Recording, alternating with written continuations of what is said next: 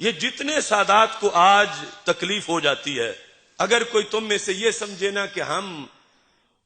ان کے میرٹ پہ پورا اتر جائیں، روافض بھی ہمیں محب اہل بیت مان لیں، تو آپ کبھی نہیں اتر سکتے اس وقت تک جب تک کہ جہنمی نہ بنے۔ یہ ہمارے یہاں ائمہ نے لکھا، روافض نے کہا کہ سیدہ فاطمہ رضی اللہ تعالی عنہا کا مانگ لینا، دعویٰ کرنا کہ یہ میرا ہے، بس یہی کافی تھا۔ ابو بکر صدیق رضی اللہ تعالی عنہ جو بھی کر لیں آگے سے وہ کچھ نہیں کر سکتے۔ کیوں؟ روافض نے کہا انہیں چادر تطہیر حاصل ہے، اور صدیق اکبر کو چادر تطہیر حاصل نہیں ہے، اور چادر تطہیر کا مطلب معصوم ہونا ہے، اور معصوم غلطی نہیں کرتا۔ تو پھر حضرت فاطمہ رضی اللہ تعالی عنہا کا دعویٰ تو اس آیت سے ثابت ہو گیا۔ ایک ہے تطہیر کا معنی روافض کے ہاں معصوم ہونا، کہ ان سے غلطی کا امکان ہی نہیں، اور دوسرا ہے تطہیر کا معنی اہل سنت کے نزدیک کہ غلطی کا امکان تو ہے لیکن رب نے حفاظت فرما دی ہے۔ ایک ہے تطہیر کا معنی روافض کے ہاں معصوم ہونا، کہ ان سے غلطی کا امکان ہی نہیں، اور دوسرا ہے تطہیر کا معنی اہل سنت کے نزدیک کہ غلطی کا امکان تو ہے لیکن رب نے حفاظت فرما دی ہے۔ یہ روافض تم دلیل نہ بناؤ کہ معصوم تھی تو مانگنا ہی حق کی دلیل ہے، فلانی خطا کا امکان تھا اور خطا پر تھیں، جب مانگ رہی تھیں خطا پر تھیں۔ یہ روافض تم دلیل نہ بناؤ کہ معصوم تھی تو مانگنا ہی حق کی دلیل ہے، فلانی خطا کا امکان تھا اور خطا پر تھیں، جب مانگ رہی تھیں خطا پر تھیں۔ بسم اللہ الرحمن الرحیم، الحمد للہ رب العالمین، وصلی اللہ علی محمد وآلہ الطاہرین، ولعنۃ اللہ علی اعدائہم اجمعین الی قیام یوم الدین۔ وقال اللہ تعالی وهو اصدق القائلین انما یرید اللہ لیذهب عنکم رجس اہل البیت ویطہرکم تطہیرا۔ جیسا کہ آپ کے علم میں ہے کہ اس وقت ایک کلپ چل رہا ہے اشرف جلالی صاحب کا، کہ جو آئے دن کوئی نہ کوئی نیا شوشہ چھوڑتے رہتے ہیں، کہ پہلے حضرت ابو طالب کے بارے میں نازیبہ الفاظ کہے، اب حضرت فاطمہ الزہرا صلوات اللہ وسلام علیہا، کہ جو رسول اللہ صلی اللہ علیہ وآلہ وسلم کی صرف صاحبزادی نہیں تھیں بلکہ وہ صاحبزادی تھیں کہ جن کے بارے میں اشرف الانبیاء نے ارشاد فرمایا فاطمہ تو بضعۃ منی، کہ فاطمہ میرا ٹکڑا ہے۔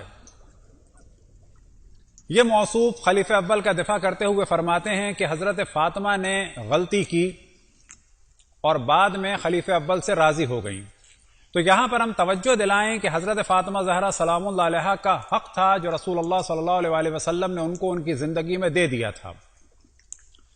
اب جب یہ کہا جاتا ہے کہ انہوں نے جب مطالبہ کیا تو خلیفہ اول نے دینے سے منع کر دیا، اور جب خلیفہ اول نے روایت سنائی تو اس کے بعد وہ راضی ہو گئیں، ایسا قطعاً نہیں ہے۔ پہلی بات یہ کہ جب یہ کہا جائے کہ خلیفہ اول کو رسول اللہ نے فرمایا تھا صلی اللہ علیہ وآلہ وسلم نے اس روایت کے بارے میں، تو یہ در حقیقت توہین ہے خود رسول اللہ صلی اللہ علیہ وآلہ وسلم کی، کیونکہ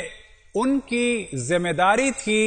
ایز اے نبی کہ یہ مسئلہ تمام مسلمانوں کو بتاتے، اور ایز اے نبی اور ایز اے والد ان کی ذمہ داری تھی کہ یہ مسئلہ اپنی صاحبزادی کو بتاتے،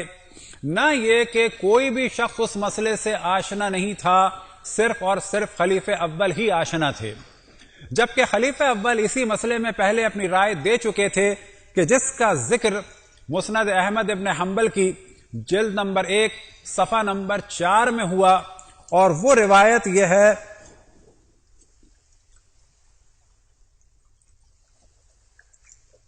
کہ حضرت فاطمہ سلام اللہ علیہا نے ابو بکر کے پاس بھیجا اپنا ایک نمائندہ، اور روایت یہ ہے ارسلت فاطمہ الی ابی بکر انت ورثت رسول اللہ صلی اللہ علیہ وآلہ ام اہلہ،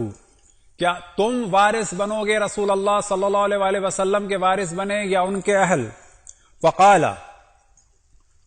لا بل اہلہ،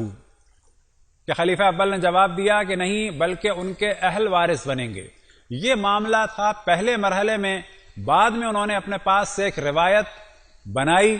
اور بنانے کے بعد رسول اللہ صلی اللہ علیہ وسلم کی جانب اس کی نسبت دی، کہ جو ہم توجہ دلا چکے ہیں کہ یہ نسبت دینا در حقیقت رسول اللہ صلی اللہ علیہ وسلم کی رسالت کے منافی ہے. جنہوں نے اللہ کا پیغام بہترین طریقے سے پہنچایا، تمام انبیاء سے بہتر طریقے سے پہنچایا، کیا ان پر لازم نہیں تھا کہ اپنی وراثت کا مسئلہ ان کو بیان فرماتے کہ جن کو وراثت ملنی تھی؟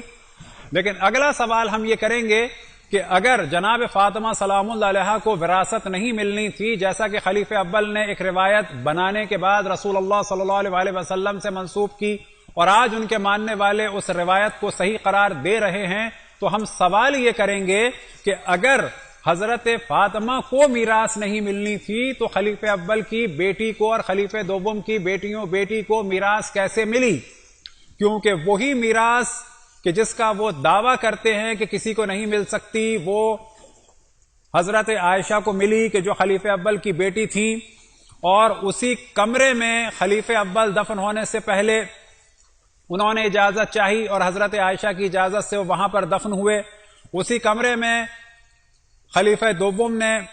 اپنی موت سے پہلے ان سے اجازت مانگی اور حضرت عائشہ کی اجازت سے وہ وہاں پر دفن ہوئے. اور اسی کمرے کی زیارت کے لیے، قبر مطہر کی زیارت کے لیے امام حسن علیہ السلام کے جسم اطہر کو لایا جا رہا تھا، اور حضرت عائشہ نے ممانعت کی، مخالفت کی، یہاں تک کہ تیر چلے. تو سوال یہ پیدا ہوتا ہے کہ اگر بیٹی کو میراث نہیں ملنی تھی، یعنی اشرف الانبیاء کی بیٹی کو میراث نہیں ملنی تھی، تو خلیفہ اول کی بیٹی کو یعنی زوجہ رسول کو کس حساب سے میراث ملی؟ اگر زوجہ رسول کو میراث ملنی تھی تو پھر دختر نبی کو بھی میراث ملنی چاہیے تھی. اور اگر یہ روایت تھی کہ ہم کچھ نہیں چھوڑتے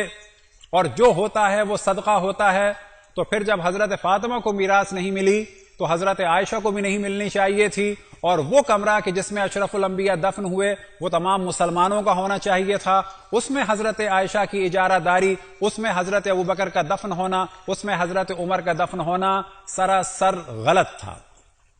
تو یہاں سے ماننا پڑے گا کہ بعد رسول اللہ صلی اللہ علیہ وسلم اہل بیت پر ظلم کا سلسلہ شروع ہوا.